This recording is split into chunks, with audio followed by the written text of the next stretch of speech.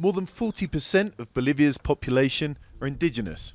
Until recently, so was its president, Evo Morales. He wasn't universally popular with all of the country's 36 original peoples. But for those like Leonarda, under him things definitely improved. She got a pension and a government program which helped her learn Spanish in her 70s.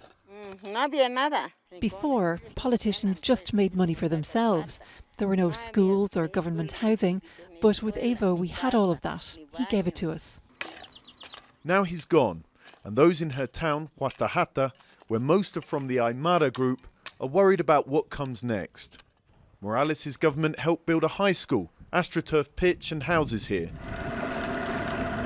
But for Arturo, just as important was a newfound acceptance in society.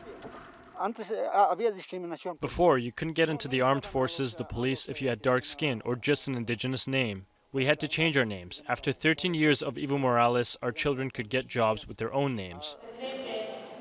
Even in national politics, it's become common to see something previously unheard of. Indigenous congresswomen wearing GUTIERREZ, traditional skirts. The administration, which replaced Morales, has set a different tone. There's been criticism that the interim administration lacks indigenous participation and instead that the top jobs have gone to members of the country's traditional elite. On top of that, there's been accusations that the interim president herself, Janine Áñez, has in the past sent tweets with racial undertones. But some groups are also glad to see change, outraged by Morales' brutal crackdown on an indigenous protest over a motorway in 2011. And then his slow response to forest fires which burnt through indigenous territories this year. Back in Huatajata, restaurant owner YOLA also says support here is conditional on political allegiance.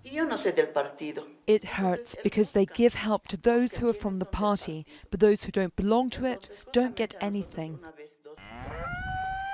But few dispute that overall there were important gains for indigenous people under Evo Morales.